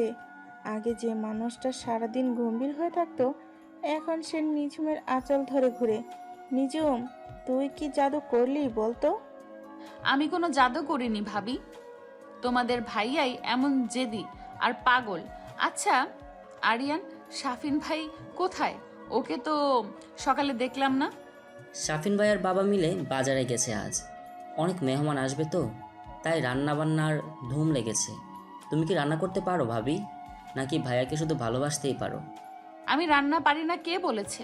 আমি খুব ভালো নুডলস বানাতে পারি আর চা বানাতে পারি। আরিয়ান আর মিতু হো হো করে হেসে ওঠে। নিঝুম রেগে গিয়ে বালিশ ছুঁড়ে মারে। তাদের দিকে বাড়ির নিচতলায় তখন আসলাম সাহেব আর কবির সাহেব দাবা খেলছিলেন। তাদের সাথে আছে নিঝুমের মামা মনসুর সাহেব আর চাচা রহমান সাহেব। 20 জন আত্মীয়দের মধ্যে 4 জন মুরব্বী সবসময় খুনসুটিতে মেতে থাকেন। মনসুর সাহেব কবির সাহেবের চালে ভুল ধরেছেন আর রহমান সাহেব হাসছেন। কবির, তুমি তো দেখি খেলায় মন দিচ্ছ না। নিঝুমের বিয়ের পর থেকে তুমি কেমন যেন আনমনা হয়ে গেছো, কি ব্যাপার বলো তো? আরে ভাই, আনমনা হব না কেন? বাড়িতে তো সারাক্ষণ উৎসবের আমেজ চলছে। ছেলে বউ নিয়ে ব্যস্ত, আর আমরা বুড়োরা নিজেদের নিয়ে ব্যস্ত থাকাই ভালো। ঠিক বলেছো কবির, এখন আমাদের সময় নাতি নাতনিদের মুখ দেখার। নিঝুম আর আয়ানকে বলো তাড়াতাড়ি আমাদের একটা সুখবর দিতে। বড়দের কথা শুনে ড্রয়িং রুমে বসে থাকা জুই আর সুমি কানাকানি শুরু করে। তারা নিজমকে এই কথাগুলো বলে রাগাতে ভালোবাসে। দুপুরে খাবার টেবিলে সবাই একসাথে বসেছে। 20 জন সদস্যের জন্য বিশাল বড় টেবিল সাজানো হয়েছে। বিরিয়ানি, রোস্ট আর জর্দা দিয়ে টেবিল মমো করছে। আয়ান অফিস থেকে ফিরে এসে নিঝুমের পাশে বসে নিঝুম আয়ানকে খাবার বেড়ে দিচ্ছে। আয়ান সবার সামনেই নিঝুমের হাতটা টেবিলের নিচে শক্ত করে ধরে রাখে। নিঝুম অস্বস্তিতে পড়ে যায়। সে আয়ানকে চোখ টিপে ইশারা করে হাত ছাড়ার জন্য, কিন্তু আয়ান নির্লজ্জের মতো হাসে। ভাইয়া কি খাচ্ছেন? বিরিয়ানি নাকি ভাবির হাত? আমি তো দেখছি আপনি হাত ছাড়ছেন না। তুই তোর খাওয়া দেখ। আরিয়ান আমার বউয়ের হাত আমি ধরবো, তাতে তোর কি সমস্যা? আয়ান, তুই তো দেখি দিন দিন বেহায়া হয়ে যাচ্ছিস। অন্তত বড়দের সামনে একটু তো লজ্জা কর। সবাই হাসতে শুরু করে। নিঝুম লজ্জায় মাথা নিচু করে খাবার খায়। দুপুরে খাওয়ার পর বাড়ির মহিলারা সবাই মিলে পান খেতে খেতে আড্ডা দিতে বসে। রেহানা বেগম আর রহিমা বেগম নিঝুমের গুণগান করছেন। মিতু আর নিঝুমের কাজিনরা মিলে বিকেলে ঘুরতে যাওয়ার প্ল্যান করছে। আয়ান নিঝুমকে নিয়ে তার ঘরে চলে আসে। আয়ান দরজা বন্ধ করে নিঝুমকে দেয়ালের সাথে চেপে ধরে। আপনি কি পাগল হয়ে গেছেন? দুপুরে সবার সামনে ওভাবে হাত ধরলেন কেন? আমার কি লজ্জা লাগে না? তোমার লজ্জা লাগা দেখতেই তো আমার বেশি ভালো লাগে নিঝুম। আর আমি তো আমার বউয়ের হাত ধরেছি, কারো পারমিশন নিতে হবে নাকি? আপনি তো এখন শুধু হাত ধরে ক্ষান্ত হবেন না, সেটা আমি জানি। এখন ছাড়ুন, বিকেলে শাফিন ভাইয়াদের সাথে বের হতে হবে। আমি বলেছি না তোমাকে নিয়ে আমি আলাদা যাব? শাফিনদের সাথে তুমি যাবে না। আমি তোমাকে নিয়ে লং ড্রাইভে যেতে চাই, শুধু আমরা দুজন। আয়ান নিঝুমের ঘাড়ের পেছনে নিজের ঠোঁট দিয়ে আলতো করে কামড় দেয়। নিঝুমের নিঃশ্বাস আটকে আসে। সে আয়ানের বুকে নিজের নখ বসিয়ে দেয়। আয়ান নিঝুমকে আরো শক্ত করে নিজের সাথে চাপটে ধরে। নিঝুম অনুভব করে আয়ানের শরীরের প্রতিটা পেশি তার জন্য হাহাকার করছে। আয়ান নিঝুমের ঠোঁটে নিজের অধিকার কায়েম করে। এক দীর্ঘ চুম্বনে নিঝুমের মনে হয় সে যেন শূন্যে ভাসছে। আয়ান নিঝুমকে বিছানায় নিয়ে যায় এবং নিঝুমের শাড়ির ভাঁজগুলো একে একে খুলতে শুরু করে। নিঝুমের ফর্সা শরীর এখন আয়ানের সামনে এক উন্মুক্ত স্বর্গ। আয়ান নিঝুমের শরীরে নিজের ভালোবাসার চিহ্ন এঁকে দেয়। নিঝুমের মৃদু চিৎকার আয়ানের কানে মধুর সঙ্গীতের মতো লাগে। বিকেলে আয়ান তার সাদা রঙের কার্ডটা বের করে। নিঝুম একটা হালকা বেগুনি রঙের শিফন শাড়ি পরেছে। তার চুলে একটা বেলি ফুলের মালা জড়ানো। নিঝুম একটা হালকা বেগুনি রঙের শিফন শাড়ি পরেছে। তার চুলে একটা বেলি ফুলের মালা জড়ানো। আয়ান নিঝুমকে দেখে ড্রাইভ করার কথা ভুলে যায়। সে নিঝুমের হাত ধরে গাড়িতে ওঠে। গাড়ি চলতে শুরু করে। ঢাকার কোলাহল ছেড়ে তারা পূর্বাচলের দিকে যেতে থাকে। রাস্তায় দুই পাশে সবুজ গাছপালা আর স্নিগ্ধ বাতাস। নিঝুম জানালার কাঁচ নামিয়ে দেয় আর চোখগুলো বাতাসে উঠছে। নিঝুম, তুমি কি জানো আমি যখন প্রথম তোমাকে দেখেছিলাম তখন তুমি ক্লাস 6-এ পড়তে। তখনই আমার মনে হয়েছিল তুমি শুধু আমার জন্য জন্মেছো। মিথ্যে বলবেন না আয়ন ভাই, তখন তো আপনি আমাকে পিচ্চি বলে ধমক দিতেন। আমি আপনার সামনে যেতে ভয় পেতাম। ওই ভয়টাই তো ছিল আমার কাছে সম্মানের। আমি চাইতাম তুমি আমাকে মান্য করো, আর এখন চাই তুমি আমাকে ভালোবাসো সারা জীবন। আয়ান গাড়ি থামিয়ে একটা নির্জন জায়গায় নিঝুমকে নিয়ে নামে। সেখানে একটা ছোট লেক আছে। লেকের পানি স্থির হয়ে আছে। সূর্যাস্তের আলোয় পানির সোনার মতো চিকচিক করছে। আয়ান নিঝুমের পেছনে দাঁড়িয়ে তাকে জড়িয়ে ধরে। নিঝুম আয়ানের বুকে মাথা রাখে। দূরে পাখিরা নেড়ে ফিরছে। নিঝুমের মনে হয় এটাই তো জীবন, যেখানে কোনো কোলাহল নেই, শুধু ভালোবাসা আছে। আয়ন ভাই, যদি কখনো আমাদের মধ্যে ভুল বোঝাবুঝি হয়, আপনি কি আমাকে ছেড়ে যাবেন? ভুল বোঝাবুঝি হবে, ঝগড়া হবে, কিন্তু বিচ্ছেদ হবে না নিঝুম। তোমাকে ছাড়া আমার এক পা চলার ক্ষমতা নেই, আর তুমিও তো আমাকে ছাড়া থাকতে পারবে না। পারবে কি? একদম না। আপনি তো আমার অক্সিজেন। আপনি না থাকলে আমি মরে যাব। এদিকে আয়ান নিজের মুখ চেপে ধরে এবং তাকে বুক টেনে নেয়। তারা অনেকক্ষণ সেখানে বসে গল্প করে। সন্ধ্যার পর তারা একটা হাইওয়ে রেস্টুরেন্টে ডিনার করে ফিরে। আসার সময় বৃষ্টি নামতে শুরু করে। আয়ান গাড়ি থামিয়ে দেয় এবং নিঝুমকে বলে, চলো বৃষ্টিতে ভিজি। নিঝুম অবাক হয়, কারণ আয়ান বৃষ্টিতে ভিজতে পছন্দ করতো না। আয়ান আর নিঝুম বৃষ্টির মধ্যে ভিজতে শুরু করে। রাস্তার মাঝখানে আয়ান নিঝুমকে নিয়ে নাচতে শুরু করে। নিঝুম খিলখিল করে হাসছে। বৃষ্টির ঝাপটায় নিঝুমের শাড়ি গায়ের সাথে লেপটে গেছে। আয়ান নিঝুমের সিক্ত শরীরের দিকে তাকিয়ে গভীরভাবে শ্বাস নেয়। আয়ান নিঝুমকে গাড়ির বনেটের উপর বসিয়ে দেয় এবং বৃষ্টির মধ্যেই তাকে আদর করতে শুরু করে। তাদের এই পাগলামি দেখার কেউ নেই, শুধু মেঘের গর্জন আর বৃষ্টির শব্দ সাক্ষী থাকে তাদের ভালোবাসা। বাড়ি ফিরতে ফিরতে রাত 11টা বেজে যায়। বাড়িতে সবাই তখন ঘুমানোর প্রস্তুতি নিচ্ছে। আরিয়ান নিঝুম আর আয়ানকে ভেজা অবস্থায় দেখে আবার পচানো শুরু করে। বাহ ভাইয়ার রোমান্স তো একদম তুঙ্গে বৃষ্টিতে ভিজে একাকার অবস্থা। মা দেখো, তোমার ছেলে তো বউ নিয়ে একদম জলপরি হয়ে গেছে। তোরা কি পাগল হয়ে গেছিস আয়ন? এই রাতের বৃষ্টিতে ভিজলে তো জ্বর আসবেই। যা জলদি গিয়ে ফ্রেশ হ নিঝুম, তুইও মা সাবধানে থাকিস। এদিকে নিঝুম ঘরে গিয়ে দ্রুত কাপড় বদলে নেয়। আয়ানও ফ্রেশ হয়ে আসে। নিঝুম তোয়ালে দিয়ে আয়নের চুল মুছে দিচ্ছে। আয়ান আয়নার সামনে বসে নিঝুমের কাজ দেখছে। আয়ান নিঝুমের কোমরে হাত দিয়ে তাকে নিজের কোলের মাঝখানে টেনে আনে। জানো নিঝুম, আজ আমার জীবনের অন্যতম সেরা একটা দিন ছিল। তোমাকে এভাবে আপন করে পাবো কখনো ভাবিনি। আমি তো সব সময় আপনারই ছিলাম, শুধু আপনিই বুঝতে দেরি করেছেন। আচ্ছা আয়ান ভাই, আপনি কি আমাকে নিয়ে একটা কবিতা লিখবেন? আমি শুনেছি আপনি অনেক ভালো কবিতা লেখেন। তোমার জন্য কবিতা লেখার দরকার নেই, তুমি নিজেই তো একটা জীবন্ত কবিতা।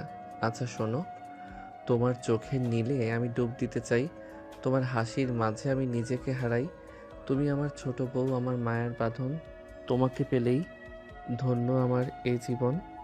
নিঝুম মুগ্ধ হয়ে আয়নের কবিতা শোনে। সে আয়নকে জড়িয়ে ধরে এবং তার বুকে কান পেতে আয়নের হৃদস্পন্দন শোনে। আয়ান নিঝুমকে নিয়ে বিছানায় শুয়ে পড়ে, বাতি নিভিয়ে দেয়। রাতের নিস্তব্ধতা তারা একে অপরের মধ্যে হারিয়ে যায়। পরদিন সকালে নিঝুমের ঘুম ভাঙে। শাশুড়ি মায়ের ডাকে বাড়িতে আজ বড় একটা অনুষ্ঠান আছে। নিঝুমের নানু বাড়ি থেকে মেহমানরা এসেছে। নিঝুমের খালা, মামি আর তাদের ছেলেমেয়েরা মিলে আরও 15 জন নতুন মুখ যোগ হয়েছে। বাড়িতে এখন সব মিলিয়ে 35 থেকে 40 জন মানুষের মেলা। নিঝুমকে আজ শাড়ি পরে পারফেক্ট বড় বউ হয়ে থাকতে হবে। নিঝুম রান্নাঘরে গিয়ে মিতু আর সুমির সাথে হাত লাগায়। মিতু নিঝুমকে শিখিয়ে দিচ্ছে কিভাবে মেহমানদের আপ্যায়ন করতে হয়। নিঝুমের খালাতো ভাই তুষার নিঝুমের খুব ভক্ত ছিল। সে নিঝুমের সাথে কথা বলার চেষ্টা করছে। আয়ান এটা দেখে মনে মনে জ্বলছে। তুষার শিক্ষিত এবং বেশ স্মার্ট। সে নিঝুমের সাথে তার ভার্সিটির গল্প করছে। নিঝুম, তুই তো বিয়ে করে একদম বদলে গেছিস। আগে কত চঞ্চল ছিলি আর এখন কেমন গিন্নি গিন্নি ভাব। তোর বর কি তোকে খুব শাসন করে নাকি? না তুষার ভাইয়া, আয়ান ভাই অনেক ভালো। উনি আমাকে খুব ফ্রিডম দেন, আর আমি তো এখনো সেই আগের নিঝুমই আছি। এদিকে আয়ান তুষারের পাশ দিয়ে যাওয়ার সময় তুষারকে একটা কড়া লোক দেন। আয়ান নিঝুমের হাত ধরে সেখান থেকে সরিয়ে নিয়ে আসে। নিঝুম অবাক হয়। আয়ান তাকে সিঁড়ির নিচে নির্জন জায়গায় নিয়ে আসে। ওই ছেলের সাথে এত কি গল্প হচ্ছিল তোমার? আমি তোমাকে বলেছি না পর পুরুষের সাথে বেশি হাসাহাসি করবে না। ও তো আমার ভাইয়া হয় আয়ান ভাই, আপনি কি সব কিছুই সন্দেহ করেন? এটা তো ঠিক না। ভাইয়া হোক আর যাই হোক, আমি চাই না কেউ তোমার দিকে ওভাবে তাকাক। তুমি শুধু আমার দিকে তাকাবে, মনে থাকবে। এদিকে আয়ান রাগে কাঁপছে।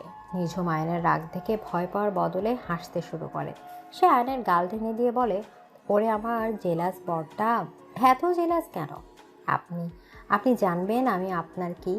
আপনার জায়গা কেউ নিতে পারবে না।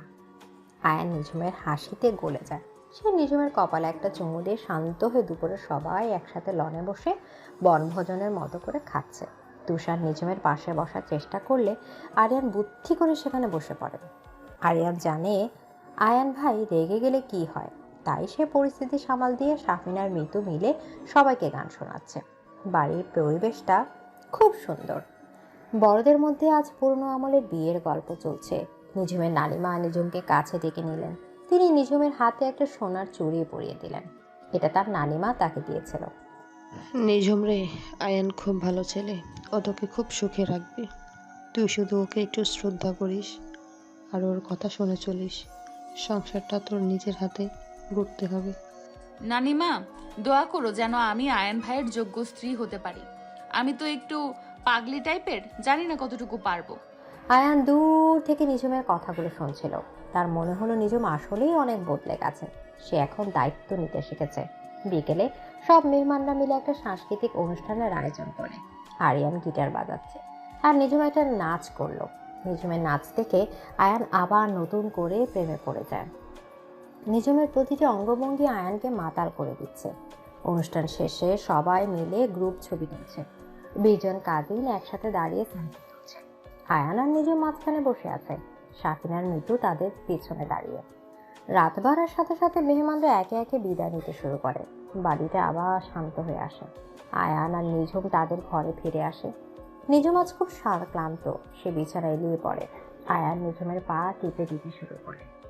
আরে এ কি আয়ন ভাই, আপনি এ কি করছেন? আপনি পা টিপছেন কেন?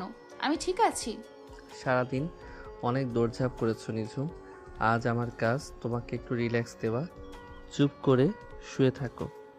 আয়ান নিঝুমের পায়ের পাতায় নিজের ঠোঁট ছোঁয়ায়। নিঝুম শিউরে ওঠে, সে আয়নকে টেনে নিজের পাশে শুয়ে দেয়। আয়ান নিঝুমকে জড়িয়ে ধরে, তার কানে ফিসফিস করে বলে, নিঝুম আমি ভাবছি আমরা যদি খুব জলদি একটা ট্রিপে যাই দেশের বাইরে, কেমন হবে?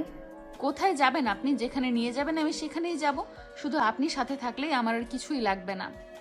আয়ান নিঝুমের ঠোঁটে নিজের তৃষ্ণা মেটাতে শুরু করে। এক আবেগঘন পরিবেশে তারা দুজনে আবার এক হয়ে যায়। রাতের চাঁদ জানালা দিয়ে উকি দিচ্ছে। তাদের ভালোবাসার দৃশ্য দেখে নিঝুমের মনে হয় সে পৃথিবীর সব থেকে সুখী নারী। আর আয়ান মনে মনে প্রতিজ্ঞা করে সে তার এই পিচ্ছি বউকে সারা জীবন এভাবে আগলে রাখবে। কোনো অপশক্তি তাদের মাঝখানে আসতে পারবে না। তাদের এই ভালোবাসার সংসার যেন চিরদিন এভাবেই অটুট থাকে।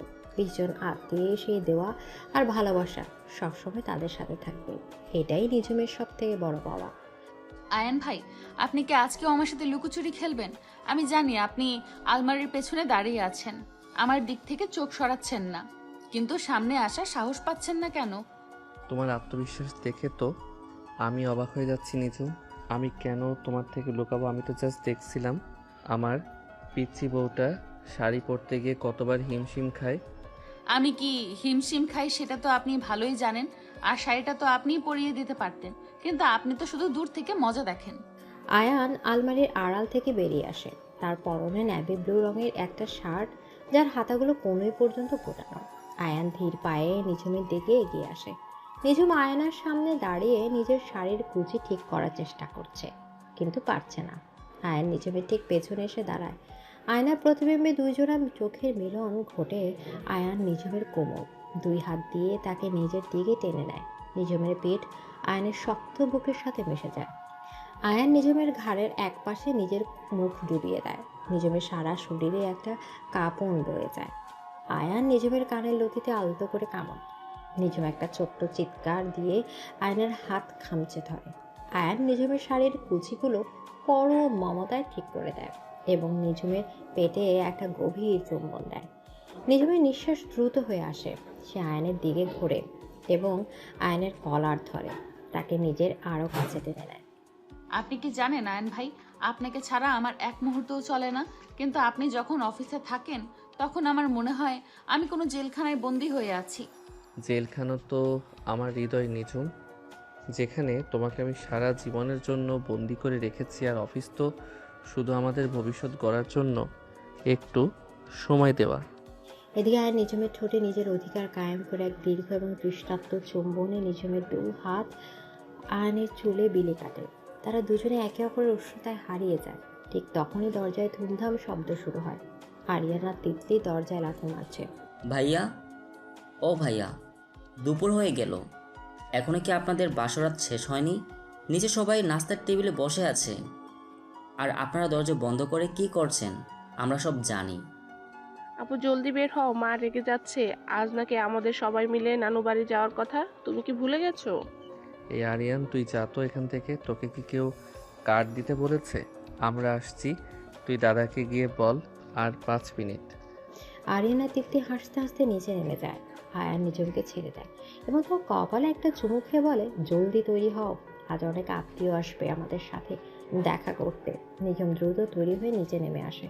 নিচতলা এখন তেল ধারণের জায়গা নেই। 20 জন আত্মীয় সেই পুরনো মেলা আবার বসেছে।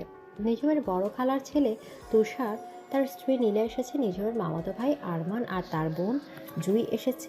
সবাই মিলে হই হুল্লোড় করছে। কিরে আয়ান, তো চেহারায় তো দেখি বিয়ের জেলায় এখনো কমেনি। নিজম কি খুব জ্বালানি দিচ্ছিস নাকি? দেখতো মেয়েটা কেমন রোগা হয়ে গেছে। শাফিন, তুই বেশি কথা বলিস না।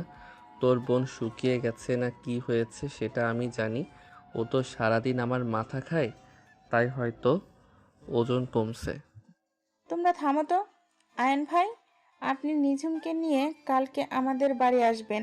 মা আপনাদের জন্য পিঠা বানাবে আর নিঝুমের পছন্দের সব রান্না হবে। সবাই মিলে হাসাহাসি করছে। দুপুরে খাবারের আয়োজনটা ছিল রাজকীয়। 20 জন সদস্যের জন্য বিশাল বড় ড্রয়িং রুমের কার্পেট বসে খাওয়ার ব্যবস্থা করা হয়েছে। কাচ্চি বিরিয়ানি, রোস্ট আর শাহি জর্দা দিয়ে পুরো বাড়ি মমা করছে। নিঝুম খাবার বেড়ে দিচ্ছে সবাইকে। তুষার নিঝুমের পাশে বসার চেষ্টা করলে আয়ান তাকে সরিয়ে দিয়ে নিজের সেখানে বসে পড়ে। আয়ানের এই জেলাসি দেখে জুই আর সুমি হাসাহাসি করছে। আয়ান ভাই, আপনি কি নিঝুমকে পকেটে পরে রাখতে চান? তুষার ভাই তো ওর বড় ভাই, ওর পাশে বসলে আপনারা তো জলে কেন? জলার কি আছে? জুই, নিঝুমের পাশে বসার একমাত্র অধিকার আমার। তুষার অন্য কোথাও বসুক, আমার কোনো সমস্যা নেই। খাওয়ার পর সবাই মিলে ছাদে আড্ডা দিতে যায়। আরিয়ান তার গিটার বের করে গান গাইতে শুরু করে। নিঝুম আর তিতলি মিলে একটা নাচ শুরু করে। নিঝুমের নাচের প্রতিটি ভঙ্গিতে আয়ান মুগ্ধ হয়ে তাকিয়ে থাকে। নিঝুমের শাড়ির আঁচল বারবার খসে পড়ছে আর সেইটাকে সামলে নিচ্ছে। আয়ান ভাবছে মেয়েটা তার জীবনে আসার পর তার একঘেয়ে জীবনটা কেমন রঙিন হয়ে গেছে। সন্ধ্যার দিকে আসলাম সাহেব আর কবির সাহেব একটা ঘোষণা দেন। আমরা ভাবছিলাম আগামী সপ্তাহে আমরা সবাই মিলে একবার আমাদের গ্রামের বাড়িতে যাব, যেখানে আমাদের একটা বড় বাগান আছে আর দিঘি আছে। সবাই মিলে কয়দিন পিকনিক করব, কি বলো তোমরা? খুব ভালো আইডিয়া ভাই সাহেব। নিঝুমের বিয়ের পর সবাই মিলে কোথাও যাওয়া হয়নি, গ্রামে গেলে মনটা সতেজ হবে। 20 জন আত্মীয় সবাই একসাথে রাজি হয়ে যায়। আয়ান নিঝুমের দিকে তাকায়। নিঝুমের চোখ খুশিতে ঝিলিকে, সে গ্রামে যেতে খুব পছন্দ করেন। পরের সপ্তাহে 4টা গাড়ি নিয়ে সবাই গ্রামের উদ্দেশ্যে রওনা দেয়। রাস্তার দুপাশে সবুজ ধান ক্ষেত আর স্নিগ্ধ বাতাস। নিঝুম জানলার পাশে বসে গান গাইছে। আয়ান নিঝুমের হাতটা শক্ত করে ধরে রেখেছে। গাড়ি যখন গ্রামে পৌঁছালো তখন দুপুর। বড় একটা লিচু বাগানের মাঝখানে তাদের পুরনো বাংলো বাড়িটা দাঁড়িয়ে আছে। গ্রামে পৌঁছে আরিয়ান আর তুষার মিলে দিঘিতে ঝাঁপিয়ে পড়ে। নিঝুমের খুব ইচ্ছে ছিল পানিতে নামার, কিন্তু আয়ান তাকে কড়া ধমক দিয়ে নামিয়ে দেয়। নিঝুম, তুমি একদম পানিতে নামবে না, তোমার ঠান্ডার সমস্যা আছে। আমি চাই না গ্রামে এসে তুমি অসুস্থ হয়ে যাও। আপনি সব সময় শুধু শাসন করেন আয়ান ভাই। দেখুন সবাই কত আনন্দ করছে, আমি কি শুধু দাঁড়িয়ে দেখবো নাকি? থামিয়ে দেয়। নিঝুম রেগে গিয়ে বাগানের দিকে চলে যায়। আয়ান নিঝুমের পেছনে পেছনে আসে। বাগানের নির্জনতায় আয়ান নিঝুমকে একটা গাছের সাথে চেপে ধরে। নিঝুমের রাগে মুখটা দেখে আয়ান হেসে ফেলে। আয়ান নিঝুমের নাকে নাক ঘষে বলে, রাগ করো না জানো, আমি তোমার ভালোর জন্য বলেছি। চলো আমরা দিঘির পাড়ে বসে পা ভিজিয়ে গল্প করি। নিঝুম আয়ানের বুকে মুখ লুকায়। তার অনেকক্ষণ দিঘির পাড়ে বসে পা ভিজিয়ে গল্প করে। বিকেলে বাড়ির মহিলারা মিলে পিঠা বানানোর উৎসবে মেতে ওঠে। নিঝুমও তাদের সাথে হাত লাগায়। আরিয়ান আর শাফিন মিলে বারবিকিউর জন্য খড়ি জোগাড় করছে। রাতে বাংলোর লনে বড় একটা আগুন জ্বালানো হয়। তার চারপাশে সবাই গোল হয়ে বসে বারবিকিউ খাচ্ছে আর গান গাইছে। নিঝুম, তুই একটা গান গা, তোর গলা তো অনেক সুন্দর, আমাদের শোনা। আমি গান গাইতে পারি না ভাবি, তুমি গাও, আমি বরং শুনি। এদিকে আয়ান নিঝুমের হাত ধরে বলে, নিঝুম গাও না, আমার জন্য অন্তত একটা গান গাও। নিঝুম আয়নের অনুরোধ ফেলতে পারে না। সে একটা বিরহের গান শুরু করে। নিঝুমের সুর সবাই হৃদয়ে ছুঁয়ে যায়। আয়ান নিঝুমের চোখের দিকে তাকিয়ে থাকে। মনে হয় সে নিঝুমের কণ্ঠের নেশায় বুঁদ হয়ে আছে। রাত গভীর হলে মেহমানরা যার যার ঘরে চলে যায়। আয়ান আর নিঝুম তাদের জন্য বরাদ্দ করা বড় ঘরে আসে। ঘরটা কাঠের তৈরি আর জানালা দিয়ে চাঁদের আলো ভেতরে আসছে। আয়ান নিঝুমকে জানালার পাশ দিয়ে দাঁড় করায়। নিঝুম আয়নের বুকে মাথা রেখে বাইরের নিস্তব্ধতা উপভোগ করছে। আয়ান নিঝুমের ঘাড়ে নিজের চোখ ঠোঁট ছোঁয়ায়। নিঝুমের সারা শরীরে এক শিহরণ বয়ে যায়। আয়ান নিঝুমকে কোলে করে বিছানায় নিয়ে যায় এবং নিঝুমের শাড়ির বন্ধনগুলো একে একে খুলে দেয়। নিঝুমের ফর্সা শরীর চাঁদের আলোয় এক মোহমীয় রূপ ধারণ করেছে। আয়ান নিঝুমের প্রতিটা অঙ্গে নিজের ভালোবাসার চিহ্ন এঁকে দেয়। নিঝুমের মৃদু গোঙানি আর আয়ানের তপ্ত নিঃশ্বাস ঘরটাকে গরম করে তোলে। তারা দুজনেই একে অপরের মধ্যে বিলীন হয়ে যায় এক অবিস্মরণীয় রাতে। পরদিন সকালে নিঝুমের ঘুম ভাঙে এক অদ্ভুত অনুভূতি নিয়ে। তার খুব বমি বমি লাগছে। সে বাথরুমে দৌড়ে যায়। আয়ান ভয় পেয়ে নিঝুমের কাছে আসে। কি হয়েছে নিঝুম, তোমার শরীর কি খারাপ লাগছে? আমি কি ডাক্তার ডাকবো? না আয়ন ভাই, ঠিক আছি। জাস্ট মাথাটা ঘুরছে, হয়তো কাল রোদে বেশি ঘুরোঘুরি করেছে তাই। আয়ান নিঝুমকে শুয়ে দেয় এবং তার সেবা করতে শুরু করে। কিন্তু মিতু যখন নিঝুমের অবস্থা দেখে সে মুচকে হাসে। মিতু নিঝুমের কানে ফিসফিস করে কিছু একটা বলে। নিঝুমের মুখ লজ্জায় লাল হয়ে ওঠে। নিঝুম আয়ানকে ইশারা করে বাইরে নিয়ে যায়। আয়ান ভাই, আমি মনে হয় মা হতে চলেছি। আমার পিরিয়ড মিস হয়েছে আর সিমটমসগুলো দেখে ভাবিও তাই বলছে। এদিকে আয়ান স্তব্ধ হয়ে যায় সে নিঝুমের কথা শুনে। বিশ্বাস করতে পারছে না। আয়ান নিঝুমকে জড়িয়ে ধরে এবং তার পেটে কান পেতে কিছু শোনার চেষ্টা করে। নিঝুম হেসে ওঠে। আয়নের এই পাগলামি দেখে আয়ন নিঝুমকে কোলে তুলে নিয়ে সারা ঘর ঘুরতে থাকে। আমি বাবা হব নিঝুম, তুমি জানো না আমি কত খুশি হয়েছি। আমার ছোট্ট পিচ্চি বউটা এখন মা হবে, এই খবরটা সবাইকে এখনই দিতে হবে। না আয়ান ভাই, এখন না, আমরা বাসায় গিয়ে সবাইকে সারপ্রাইজ দিব। এখন আপনি শান্ত হন। আয়ান নিঝুমের কথা শুনে, কিন্তু সে নিঝুমকে এক মুহূর্তের জন্য চোখের আড়াল করে না। গ্রামে আরও 2 দিন থেকে তারা ঢাকায় ফিরে আসে। ফিরে এসে তারা ডক্টর দেখায় এবং কনফার্ম হয় যে নিঝুম 2.5 মাসের প্রেগনেন্ট। বাড়ির সবাই এই খবর পেয়ে আনন্দে আত্মহারা হয়ে যায়। রেহানা বেগম আর রহিমা বেগম মিলে নিঝুমের জন্য বিশেষ খাবারের তালিকা তৈরি করেন। আরিয়ান তো এখন থেকেই বাচ্চার জন্য খেলনা কেনা শুরু করেছে। আমি চাচু হব আর আমার ভাতিজা বা ভাতিজিকে আমি গিটার শেখাবো। ভাইয়া আপনি তো ওকে শুধু পড়ালেখা করাবেন, কিন্তু আমি ওকে রকস্টার বানাবো। আগে তো পৃথিবীতে আসতে দে আরিয়ান, তুই তো এখনই ওকে নিয়ে স্বপ্ন দেখছিস। মিতু, দেখো নিঝুমের কত ভাগ্য, আমাদের তো এখনো কিছু হলো না। হবে হবে, ধৈর্য ধরো, আল্লাহ চাইলে আমাদেরও হবে। নিজুম, তুই শুধু নিজের যত্ন নেই। আর আয়ান ভাই, আপনি তো এখন থেকে নিজুমের গোলাম হয়ে যাবেন। এদিকে দিনগুলো কাটতে থাকে। নিঝুমের পেট এখন অনেক বড় হয়েছে। আয়ান অফিস থেকে ফিরে নিঝুমের পেটে হাত দিয়ে বাচ্চার সাথে কথা বলে, বাচ্চার নড়াচড়া অনুভব করে। আয়ান নিঝুমকে আগের চেয়েও বেশি ভালোবাসে। নিঝুমের মেজাজ এখন খিটখিটে থাকে, কিন্তু আয়ান ধৈর্য ধরে সব সহ্য করে নেয়। 9 মাস পূর্ণ হওয়ার পর নিঝুমকে হাসপাতালে ভর্তি করা হয়। বাড়ির 20 জন আত্মীয় সবাই হাসপাতালের করিডোরে অপেক্ষা করছে। আয়ান ভেতরে অপারেশন থিয়েটারের সামনে পায়চারি করছে। তার কপালে ঘাম জমেছে, সে খুব টেনশনে আছে। হঠাৎ বাচ্চার কান্নার শব্দ শোনা যায়। নার্স বেরিয়ে আসে এবং আয়ানকে বলে, অভিনন্দন, আপনাকে আপনার একটা ফুটফুটে মেয়ে হয়েছে। মা আর মেয়ে দুজনেই সুস্থ হচ্ছে। আয়ান খুশিতে নার্সকে বকশিস দেন এবং দৌড়ে ভেতরে যায়। নিঝুম শুয়ে আছে আর তার পাশে একটা ছোট লালচে রঙের বাচ্চা হাত পা নাড়ছে। আয়ান আয়রার কপালে চুমু খায় এবং নিঝুমের কপালে একটা দীর্ঘ চুম্বন দেয়। থ্যাংক ইউ নিঝুম, আমাকে পৃথিবীর শ্রেষ্ঠ উপহার দেওয়ার জন্য। তুমি আমার পিচ্চি বউ হয়ে এসেছিলে আর এখন তুমি আমাদের আয়রার মা। আমি তোমাকে সারা জীবন এভাবেই ভালোবাসবো। আয়রা কি আপনার মতো হয়েছে নাকি আমার মতো? দেখুন, ওর নাকটা একদম আপনার মতো হয়েছে। এদিকে আয়রা বড় হতে থাকে। আয়রার বয়স এখন 3 বছর। পুরো বাড়ি মাথায় তোলে সে। আয়ান আর তিতলি আয়রাকে নিয়ে সারাদিন খেলে। নিঝুম এখন বেশ শান্ত আর সংসারী হয়েছে, কিন্তু আয়ানের কাছে সে এখনও সেই পিচ্চি মেয়েটাই। আয়ান অফিস থেকে ফিরলে নিঝুম আর আয়রা দুজনে মিলেই তাকে জড়িয়ে ধরে। আয়ান তার 2 রাজকন্যাকে নিয়ে লনে হাঁটতে বের হয়। বিকেলে বাড়ির লনে আবার সেই 20 জন আত্মীয়ের আড্ডা বসেছে। সাফিন আর মিতুরও এখন একটা ছেলে হয়েছে, নাম আরহাম। আয়রা আর আরহাম মিলে বিকেলে দৌড়াদৌড়ি করছে। কবির সাহেব আর আসলাম সাহেব নাতি নাতনিদের খেলা দেখে তৃপ্তির হাসি হাসছে।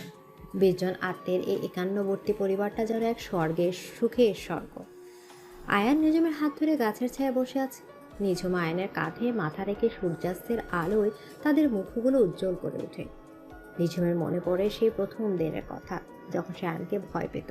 আর আছে আয়নই তার জীবনের ধ্রুবতারা। আয়ান ভাই, যদি আমরা আবার আগের জীবনে ফিরে যেতে পারতাম, আপনি কি আবার আমাকে বিয়ে করতেন? আমি প্রতিটা জন্মে তোমার কাছে ফিরে আসবো নিঝুম। তুমি আমার পিচ্চি বউ ছিলে, আছো আর সারা জীবন থাকবে। আমাদের এই ভালোবাসা কখনো পুরনো হবে না। আয়রা যেমন আমাদের প্রতীক, তেমনি আমাদের এই পরিবারই আমাদের শক্তি। এদিকে আয়ন নিঝুমের ঠোঁটে একটা শেষ চুমু দিয়ে তাকে বুকের মধ্যে মিশিয়ে নেয়। আয়রা দৌড়ে এসে তাদের মাঝখানে ঢুকে পড়ে এবং আদো আদো বলে, পাপা মাম্মি আমাকেও আদর করো। আয়ান আর নিঝুম একসাথেই আয়রাকে জড়িয়ে ধরে। তাদের এই হাসি খুশি সুন্দর জীবনের ছবিটা চিরস্থায়ী হয়ে থাকে।